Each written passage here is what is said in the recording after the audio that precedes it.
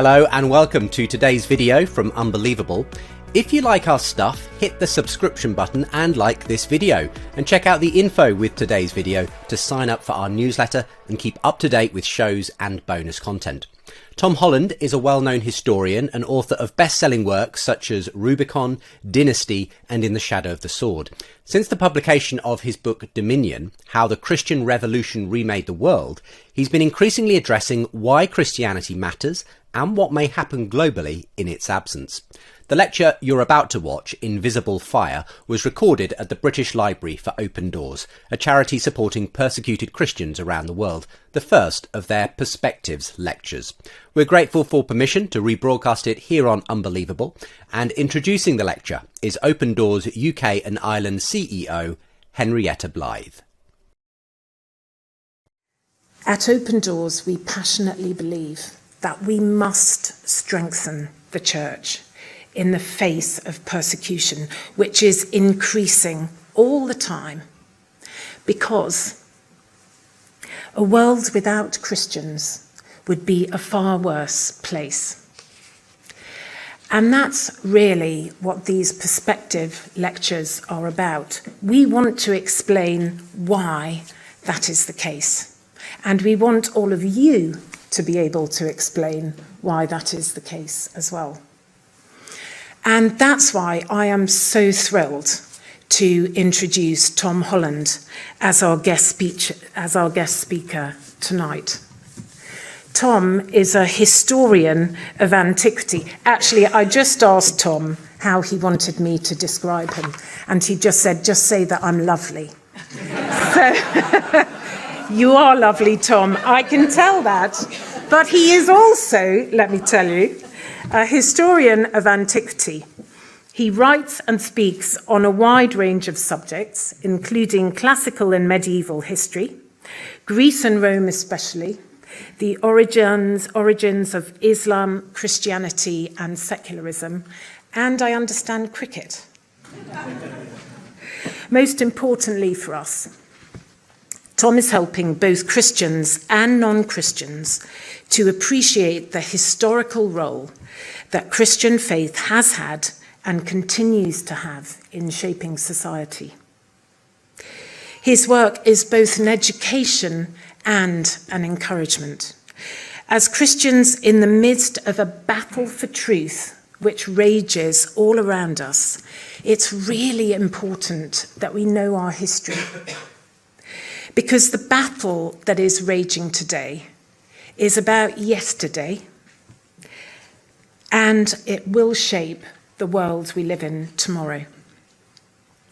I very much look forward to hearing what you've got to say to us tonight, Tom. Thank you for being with us. After Tom's talk, there will be an opportunity for questions and answers for Q&A, so please do make a mental note of how to put him on the spot. And ladies and gentlemen, I give you Tom Holland.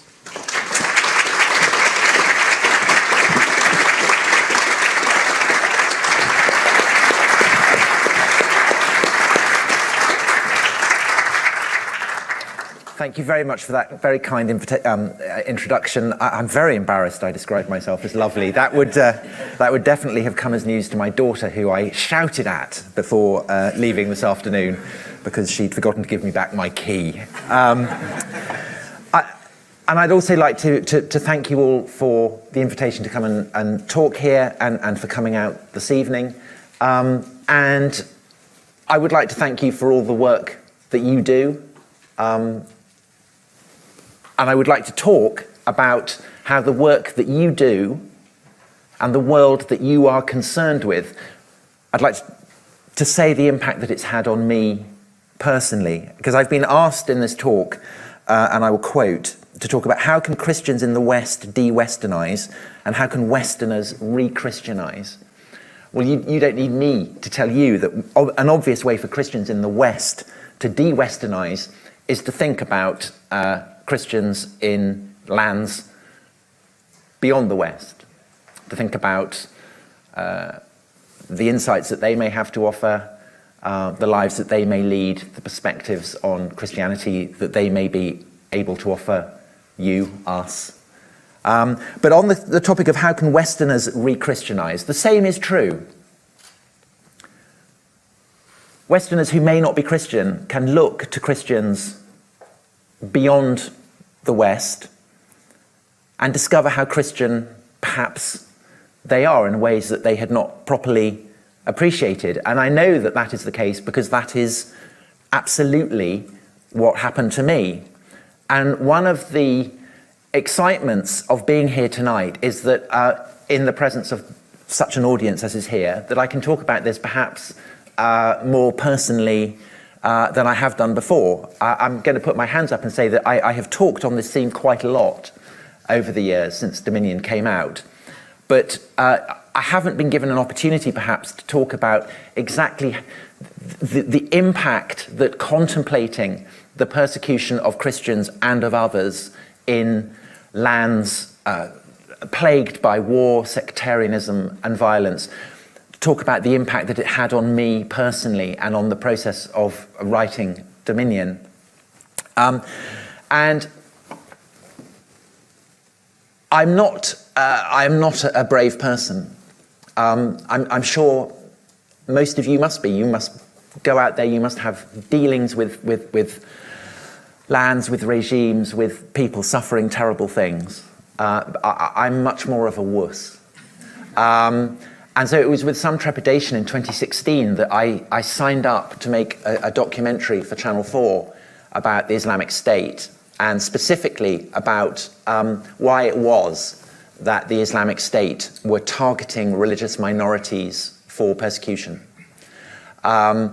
So we flew out to northern Iraq, to Kurdistan, and the first place we visited was this monastery here, the monastery of Marmatai, which some of you may have been there, some of you may even have met Father Yusuf, who is standing there gazing out at what is the plain of Nineveh. So Mosul is in the distance. And this is literally, in 2016, the edge of the Islamic State. The Islamic State had moved into northern Iraq in 2014, had conquered Mosul, and this monastery is like a kind of sparrow's nest, starling's nest, kind of built, a swallow's nest, built under the eaves. It kind of clings to the side of the mountain. So that landscape that you're looking out at, that is the Islamic State. And to be there, gazing out at this terrifying caliphate and listen to this man who had become a monk in this very, very ancient monastery, going back, it's said, to the 4th century, brought alive all kinds of Christian teachings, Christian modes of life that previously had been perhaps rather antiseptic to me. Father Yusuf had been born, grown up in Mosul. He was the younger of 2 sons, and he told me the story of his elder brother that he had married, he'd had children, and he, Father Yusuf, had become a monk. And he said, I was very proud of my devotion to Christ. I felt a kind of arrogance that I had committed myself to Christ in the way that my brother hadn't. And then his brother had been killed in a sectarian attack in Mosul, and his wife and his children had been left without a man to look after them, which was very important in Mosul. And so Father Yusuf had taken charge of them, and he said that he felt that this was God's way of reminding him not to be arrogant, not to be pleased with himself, not to be smug in his sense of his own holiness. And this is the kind of story that, standing there in this ancient monastery in a place of such peril, had the kind of impact of a parable on me. I'd never heard a Christian tell a story that kind of rang so profoundly for me. But of course, the sectarian killing of his brother was the least of it, because then, as I said, 2014, Islamic State came up and the entire Christian population of Mosul basically fled. And the monks at Marmatai put them up And they spent, when we got there, the frontier had stabilized, but they basically spent 2 years facing the prospect that the Islamic State might get up the side of the hill, might get to them. And they all knew then what their fate would be. And when the father took me round the monastery and he talked about the persecutions that they'd suffered at the hands of pagan kings and Muslim caliphs and Mongol conquerors, they all seemed to blur and shimmer and become one with the sense of dread that hung over this landscape. And you can see the smoke rising up from a drone strike in the distance. And the themes of Christian history, the cycles of persecution and of faith seemed vivid in a way that they simply hadn't done before. But that wasn't the most vivid experience that I had. From Marmatai, this monastery, we went to another site, also on the frontier, literally on the frontier. But there was no monastery there. So this is the road that leads down to a town called Sinjar. Again, I'm sure most of you will know what happened in Sinjar, for those of you who may not. Sinjar as well was occupied by the Islamic State.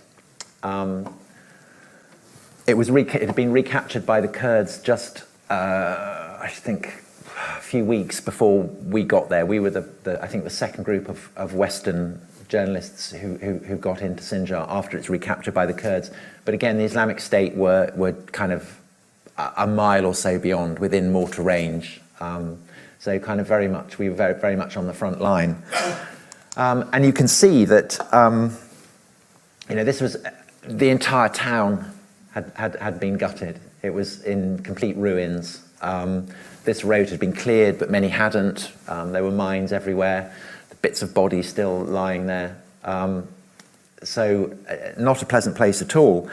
And there was a church here that had been systematically desecrated. So this is the altar. You can see, it's a solid structure. And the Islamic State had brought in power drills to demolish it. There's the font being smashed. You can see there's a mine there. And all across the floor there were icons that had been trodden down, smashed. And what may, again, as in Marmatai, where the sense of persecution that hung over the monks there was put in perspective by the cycles of persecution that had preceded it over the centuries.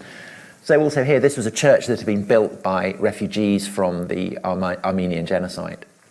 And again, Christians had built this church thinking that they were safe and had been forced to flee. But terrible though the sufferings of Christians in Mosul and in Sinjar had been, they were not as terrible as the sufferings of another religious minority, the Yazidis. And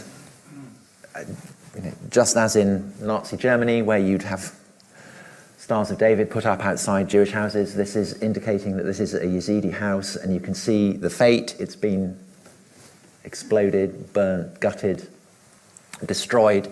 And the Yazidis suffered even worse persecution than the Christians, because Christians, of course, in the Quran, named as a people of the book, and therefore the Islamic State, obedient to the dictates of the Quran, at least had to offer some measure of toleration to Christians, but none was offered to Yazidis, who were categorized by the Islamic State not just as pagans, but as worshippers of the devil. And therefore the fate visited on the Yazidis was truly terrible. Women, girls as young as 8, rounded up. Those held to be attractive enough to become sex slaves, sold into slavery. Those who weren't, shot, dumped, abandoned, and we got taken out to see their skeletons, their bones, their hair, their clothing, littered out in the fields, in the dead zone between the Kurdish front line and the Islamic State positions. So slavery of women, and many of the men who'd been butchered, those men had been crucified. They'd been crucified in this town where I was. And as been said, my background is preeminently in classical antiquity, specifically in Rome. And of course, when the Romans took a city, they would enslave the women and they would crucify the men and slaughter them. And this was something that I had understood in the abstract since from a very early age, from when I was a child and I first got my obsession with ancient Rome. And my obsession with Rome was born partly with Asterix, which, you know, if you trust Asterix, Julius Caesar conquers the whole of Gaul without killing anyone. The only worst that can happen is you might end up in a tree with stars going around your head. But of course, even then I knew that this wasn't true because I had this book, and this illustrates the siege of Alesia, Caesar's greatest, most extraordinary victory, where he defeats a vast army of Gauls. And the sufferings that the Romans inflicted on Gaul over the course of Caesar's conquest were kind of beyond computation. Caesar crucified, Caesar enslaved, Caesar chopped the hands off of people who resisted him. Plutarch, writing a century or so later, says, maybe exaggerating but not too much, that Caesar slaughtered 1 million Gauls and enslaved another 1 million. And I kind of knew that, but to me it just seemed, wow, Caesar was really cool. The legions are, wow, love them. And in kind of seeing Caesar and his legions in that light, I was behaving as the Romans themselves had done. Because when Caesar, in due course, triumphs in the civil wars, goes to Rome, conducts his Gallic triumphs, you know, great celebration of his military victories, treasure and prisoners march through the streets of Rome. Placards are also taken on which Caesar boasts how many people he's killed, how many slaves he's taken. So things that to us might seem reprehensible, to him were a cause, of literal triumph. And I think that it's possible to spend your whole life studying the Romans and kind of never breathe in the dust of a town where people have been crucified. But when I did, I felt ashamed at the lack of imagination, the lack of kind of historical empathy that I'd shown, and also the lack of curiosity that I'd shown in not wondering what it was that had changed since the time of Caesar and the time in which I was standing. You know, why was it that when I stood in Sinjar and thought, people have been crucified here, people have been put up on crosses in the burning sun and left like chunks of meat, to the Islamic State, these crosses served as symbols of their power. And that is what crosses served, that's what they were to the Romans as well. We have very few descriptions of crucifixion in Roman literature. We have the Gospels, of course, but very little else, and we have very little physical evidence of what it was. And one of the reasons for this is that the Romans themselves seem to have been so revolted by crucifixion that they didn't like to dwell on it. But this is something that I think gives a flavour. It's one of two physical remains from someone who suffered death by crucifixion. You can see the nail has been driven into the ankle bone, found in a grave outside Jerusalem. And when we think about crucifixion and we try and see it through Roman eyes, we don't want to try and repress the knowledge of this. We need to foreground it, because the suffering and the agony, and above all the humiliation of it, was precisely the point. Crucifixion was a fate that was visited on those who were regarded by the Romans as the lowest of the low. People who were rebels against the power of Caesar in the provinces, or even worse, slaves who were rebels against their masters.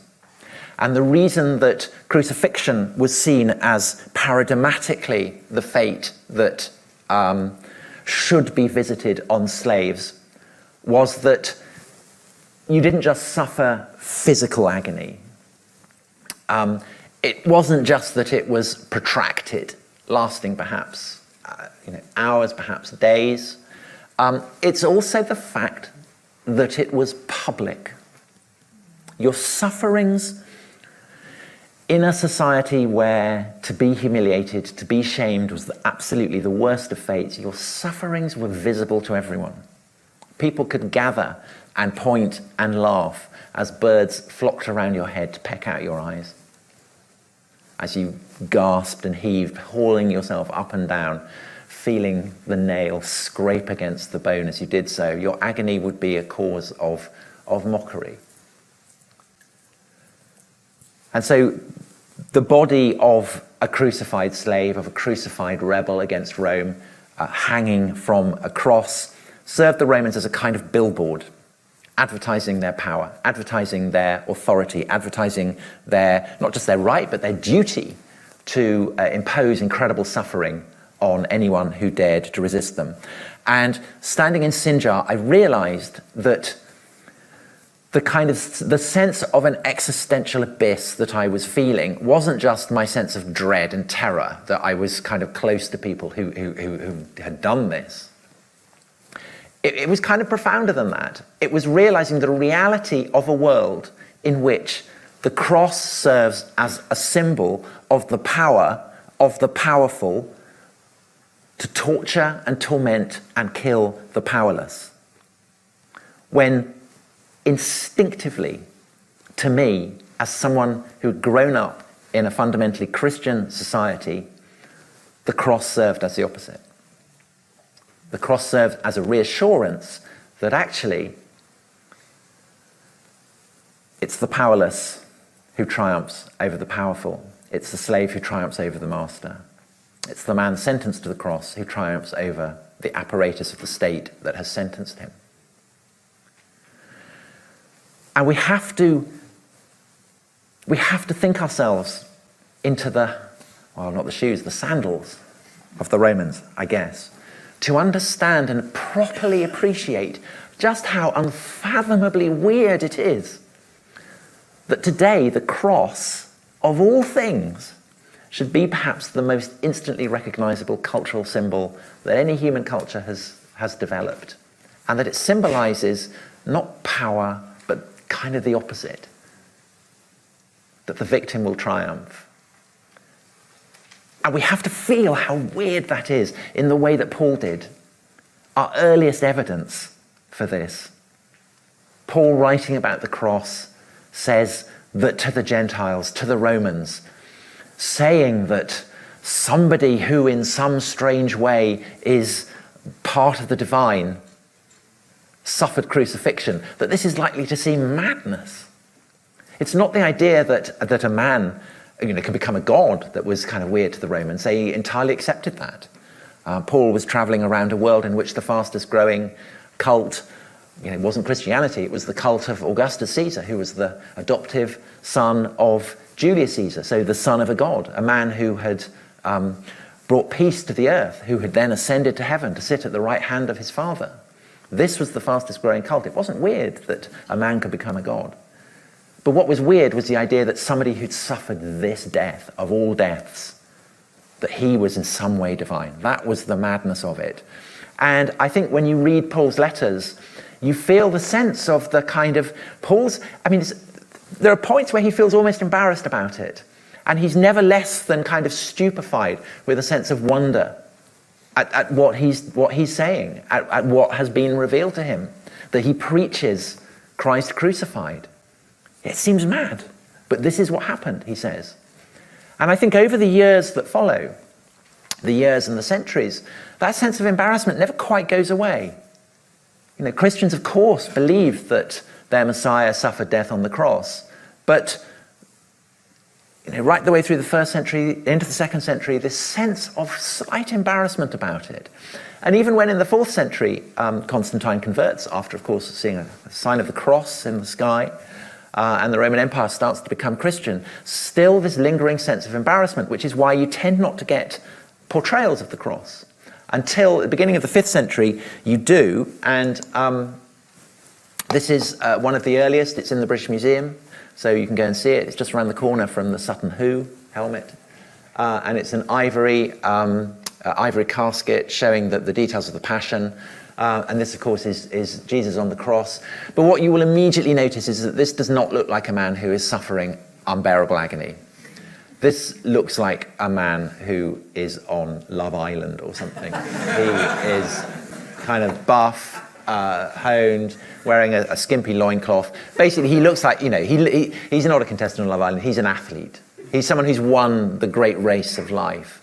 And this sense that Christ on the cross is kind of serene, that he is a conqueror, is something that endures, particularly in the Byzantine tradition, in the other churches of the East as well. But in the West, it becomes slightly different, and the West goes on a slightly different course, because in the West, there does become to be an increasing focus on the sufferings of Christ. But even so, it's not until the year 1000, so kind of 600 years after that previous casket, that someone actually portrays Christ as dead on the cross. So this is around the year 1000. It's a chapel in Cologne Cathedral, and from that point on, really, the sufferings of Christ becomes one of the great focuses of medieval Christian piety, evident in prayers, in devotions, in theology, and of course in the art. And here you feel people really are engaging with what the reality of crucifixion might have been. And I think it's possible that this has had, that we've kind of become culturally desensitized to it. That in a sense, people in the Middle Ages were forcing themselves to stare into the reality of what their Saviour had suffered in a way that was constantly kind of probing the agony of it, the pain of it. People wanted to feel it in its intensest form. But then having done that, almost it's as though the cross just became a symbol in which the reality of it came to be forgotten. But I'm not sure actually that that's entirely true, because take a look at the modern thinker who I think has most profoundly contemplated the significance of the cross, and who in a way is a kind of mirror image to Paul in his kind of wonder and embarrassment at it. Paul, of course, had seen a vision of the risen Christ. Friedrich Nietzsche despised Christianity, detested it, hated it, and he hated it for the same reason that Paul was awestruck by it. The vision of Christ on the cross, the horror of it, Nietzsche wrote, to devise something which could even approach the seductive, intoxicating, anaesthetizing and corrupting power of that symbol of the Holy Cross, that horrific paradox of the crucified God, that mystery of an inconceivably ultimate, most extreme cruelty and self-crucifixion undertaken for the salvation of mankind. And Nietzsche was appalled by it because he believed, no matter what the appearance might be, no matter what free thinkers in the rest of Europe and the West might think, he believed that Europe remained utterly enthralled to the implications and the reverberations of the crucifixion. He believed that socialists, communists, liberals, humanists, particular objects of his contempt were English upper middle class agnostics, He regarded them all as kind of ersatz Christians, Christians who refused to acknowledge that they were Christian, and people who may well believe that they had repudiated institutional Christianity, but with their commitment to helping the weak, helping the poor, helping the suffering, were simply demonstrating how much they remained the slaves of this slave religion. And Nietzsche despised it all, and he looked forward to a time when people would realize the proper implications of the fact that God was dead. That without Christian faith, you can't ultimately have Christian belief. And Nietzsche foretold that a time would come when there would be a great day of reckoning, and great deeds of horror and blood would be performed, and everything would be transformed. Of course, what he did not know was what was going to happen in the 20s and the 30s with the rise of fascism. And fascism, unlike the French Revolution, unlike the Russian Revolution, had as its object of hatred not just institutional Christianity, but its core doctrines. And in particular, the doctrines perhaps that were focused for Paul in the cross, in the crucifixion and the resurrection. The idea that Christ has suffered on the cross for everybody, for Jew and Greek, for man and woman, for slave and free, and that all shared in the same essential dignity. That there was a common dignity that all human beings shared. The Nazis obviously totally rejected that. The Nazis completely thought that there was Jews and there were Greeks and that they were different. And of course the Nazis repudiated the idea that there was strength in weakness, and dignity in the lack of dignity. And they believed that the weak should be crushed and snuffed out and annihilated, not because they thought that they were doing wrong or evil, but because they thought that was the right thing to do. And we, today, I think, perhaps in the West, live in the shadow less of the crucifixion than we do of the Holocaust. That the horror of what the Nazis did is more vivid, perhaps, in the imaginings than anything that in the West the church can teach. Hitler is a more potent figure than the devil. Auschwitz haunts our imaginings more terribly than hell. Nazi is the ultimate insult rather than heretic or evildoer or whatever. And you may think, well, that reflects the fading of Christianity, the decline of Christianity.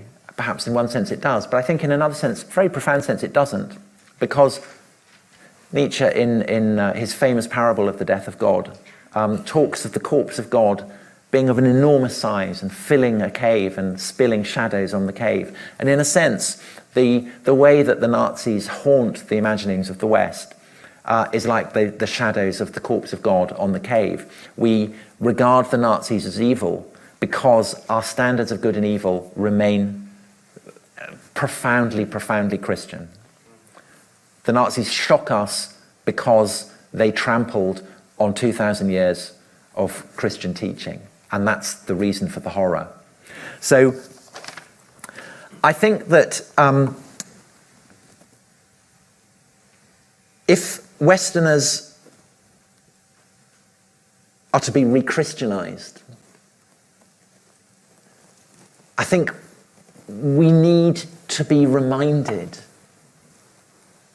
that our values, no, not even our values, our instincts, our gut instincts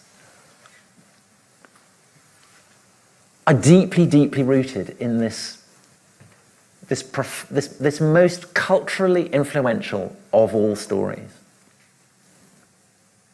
This is the wellspring of it.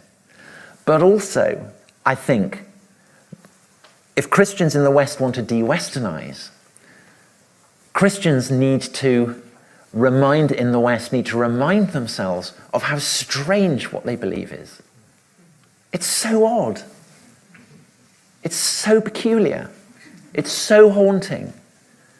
And that sense of the strangeness, I think, is what is missing, perhaps, both in the churches and in the kind of the humanist, secular, agnostic world beyond, that nevertheless is just completely Christian in its assumptions and attitudes.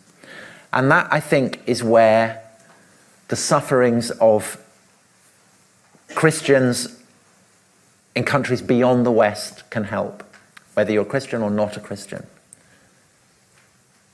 The spectacle of people willing to suffer and perhaps to die for this story, I think, reanimates it with a sense of its primal strangeness.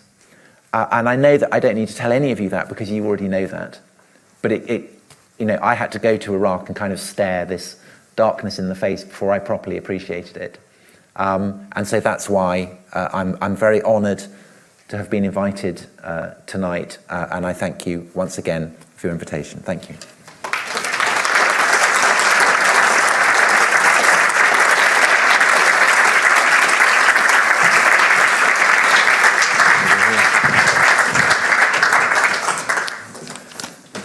Thank you, Tom. Hello, I'm Dave Landrum. I'm the Director of Advocacy at Open Doors. Nearly forgot then. That was, as Dominion, wide-ranging, but also very pointed. We've got time for some questions, and we've got some roaming mics, but because I'm asking the questions, I get to ask the first one.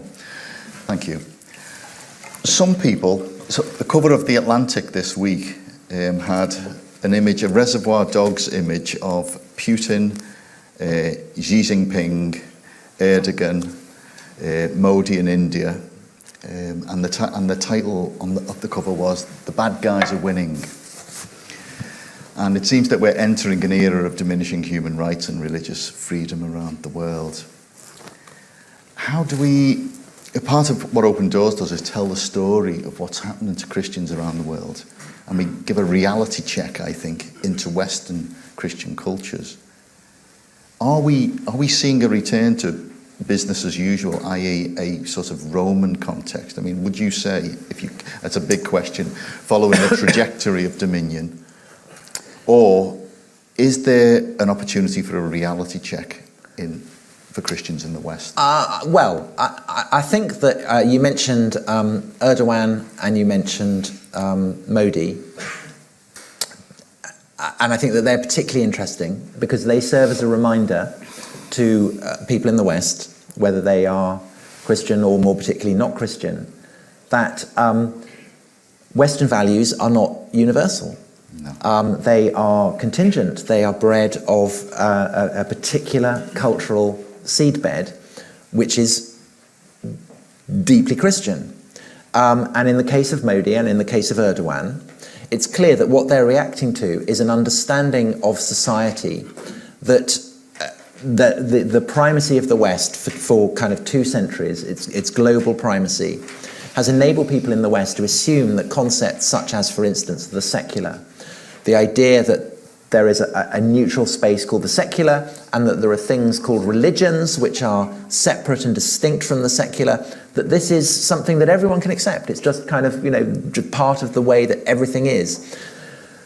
But what Modi and Erdogan are doing is reminding us that there are actually very, very different ways of seeing the world, that this understanding of the secular and the religious is bred of, ultimately it goes back, I suppose, ultimately to Jesus and the coin of Caesar, render unto Caesar what is Caesar, unto God what is God. It goes through Augustine, the city of God, the city of man, this idea that there are rival dimensions, the fallen world of the saeculum, the religio, the bond that joins the church to the timeless purity and eternity of heaven, that these are theological dimensions that in the 21st century, the theological quality of these concepts has been forgotten. And so we just assume that they're kind of sociological constants that everyone can share.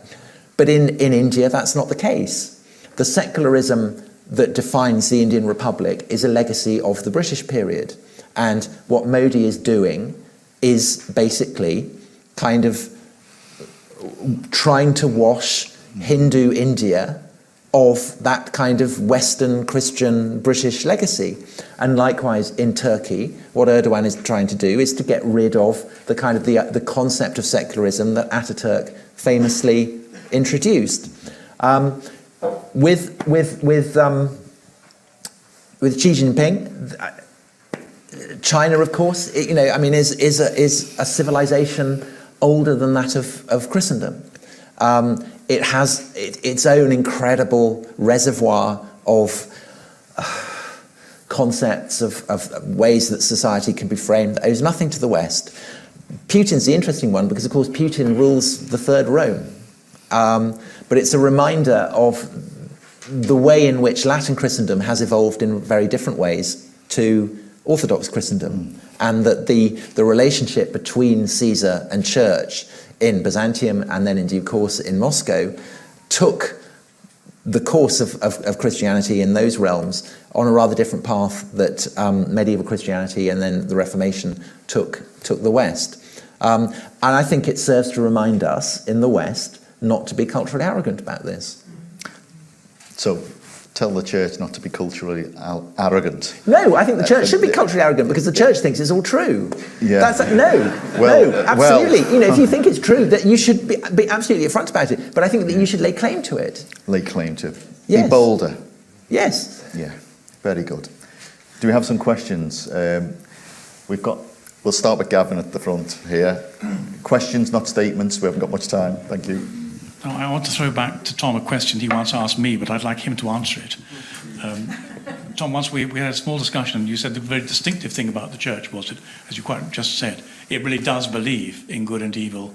It's nothing if it doesn't have a metaphysical vision. Most of the people here, I think, would sign up to that metaphysics. One difficulty we have is persuading a highly secularized society that our metaphysical vision isn't something at the level of Victorian fairy tales.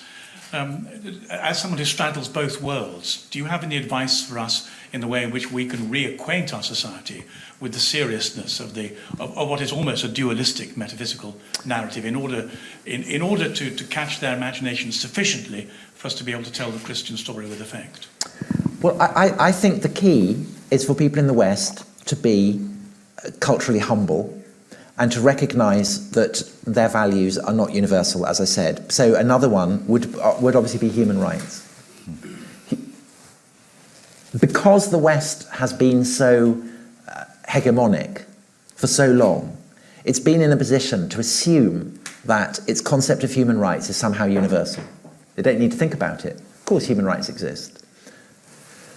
But what the rise of China and of other civilizational powers is doing is to remind us that the concept of human rights is one that has emerged in a very specific cultural matrix, which is a Christian one.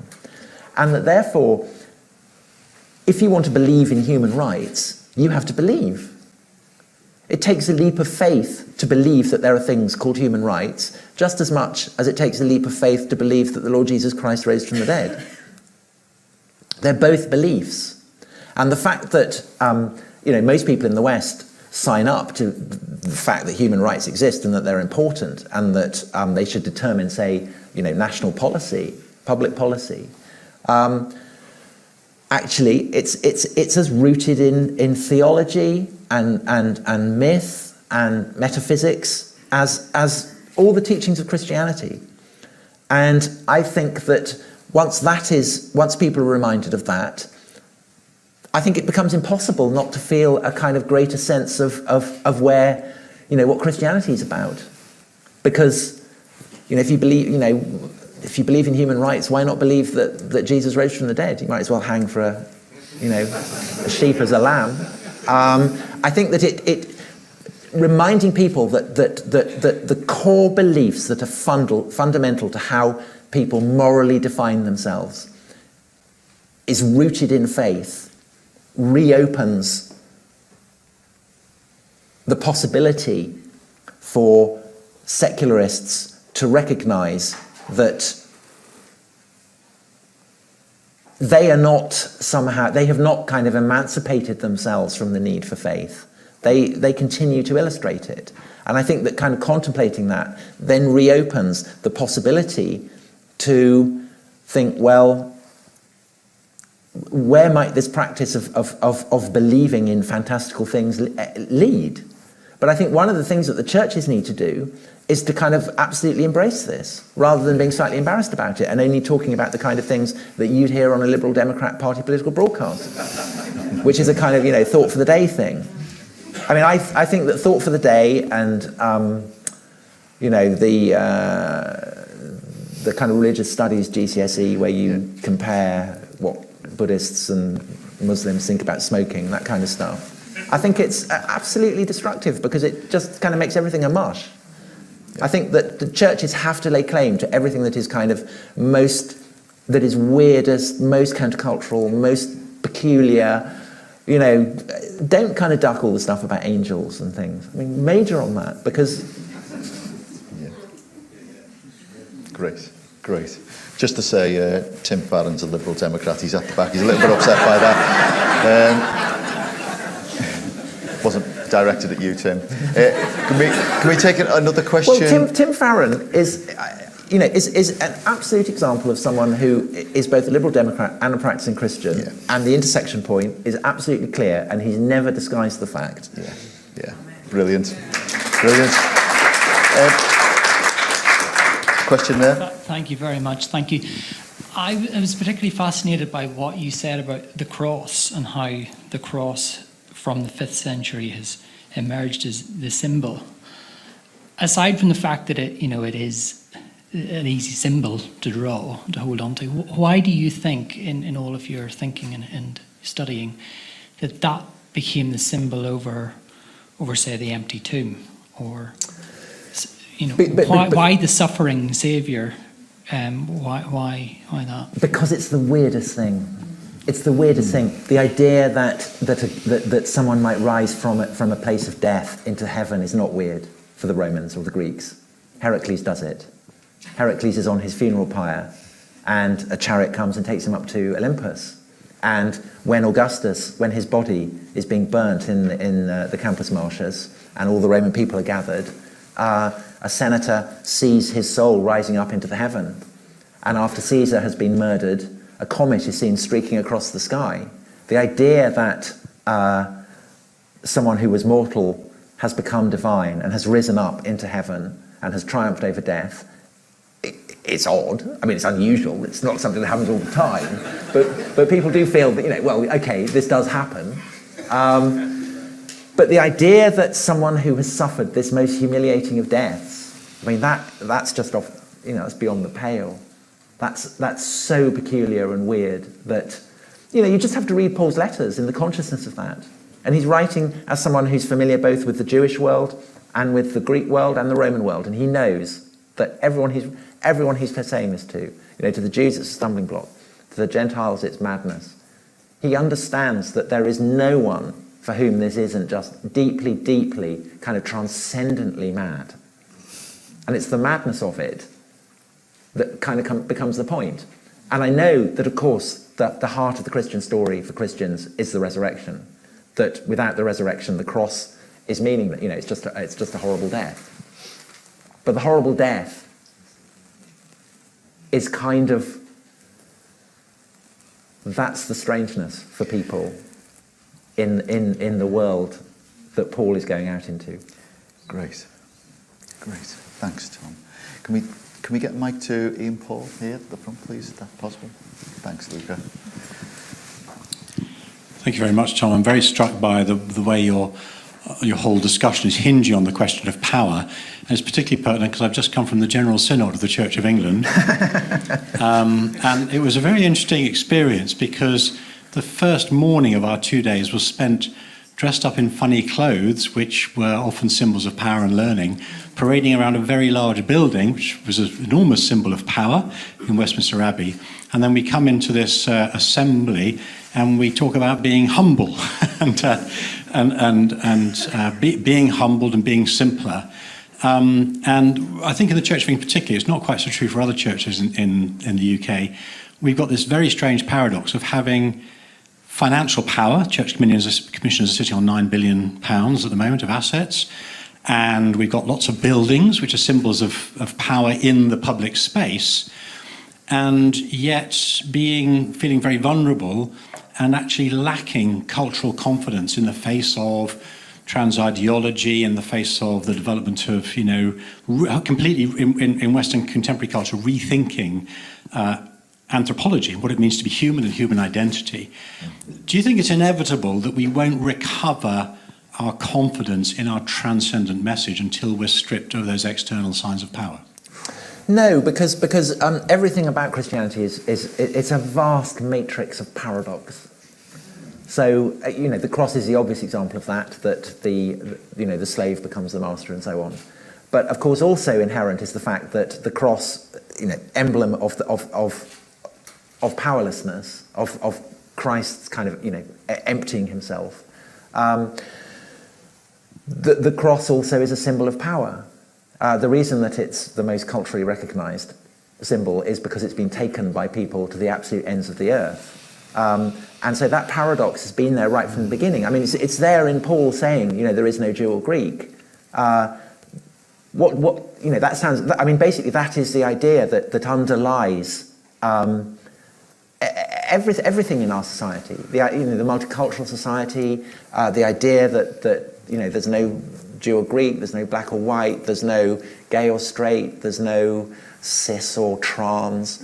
That all should be as one. But inherent in that no Jew or Greek is the problem of what you do with people who don't want to be part of this kind of universalist mush, of whom the Jews are the obvious example, the Jews who don't follow Paul into a belief in Christ. And so that, the church's relationship with the Jews has always been the kind of the dark shadow. And I just think that it's something with which the church has always had to wrestle. And I think specifically in the context of Western history, it's generated these kind of great ripple effects of revolution. In the 11th century, it's a revolution that targets the power of emperors and kings. In the 16th century, it's a revolution that targets the power of popes and cardinals. In the 18th century, it's a revolution that targets the very idea of the church.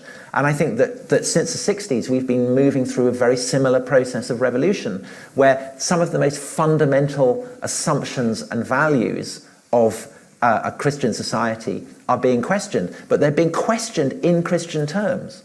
Why the emphasis on trans people, who are an absolute minority of a minority?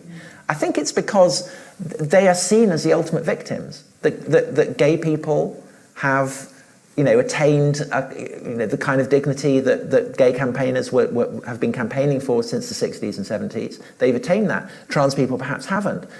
And so they embody a sense of victimhood that is deeply sacred to our society still. And I think that does make it difficult for Christians who have to kind of balance the fact that Christianity is simultaneously the most hegemonic way of explaining what humanity is for that has ever existed, but at the same time, obviously kind of privileges those who suffer. I mean, that's why Nietzsche hated it. And there is a kind of tension there, and there always has been, right from Paul writing his letter to the Galatians. It's always been there. And I don't think that there is an answer, there's no pat answer to that. It's a kind of process of praxis, I guess. And paradox. And paradox, yes. Do we have time for one more question? One more? Can we have one more question somewhere? Here, there's a hand waving over here. I've had hands waving at the hand over here, so we should take that one. Thank you, Tom, for your lecture and your book. How would you respond to the sort of thinking non-Christian who says, I'm grateful for the ethical heritage and instincts, and I'll keep that and dispense with the rest of the Christian worldview? Well, I think that keeping the Christian ethical perspective is still a form of faith. It's not obvious. Why not behave like a Nazi? Why not behave like Caesar? The instincts to take pleasure in power and to enjoy the spectacle of people's pain is very evident. I mean, I was kind of thinking this watching Squid Game, which is, I don't know, I'm sure lots of you may have seen it, but I mean, it's actually, Christianity has, plays quite a sizable role in that, and it's a reminder of the way that Korea is quite a Christian country. But obviously not so Christian that people that aren't getting off on watching people suffering horribly.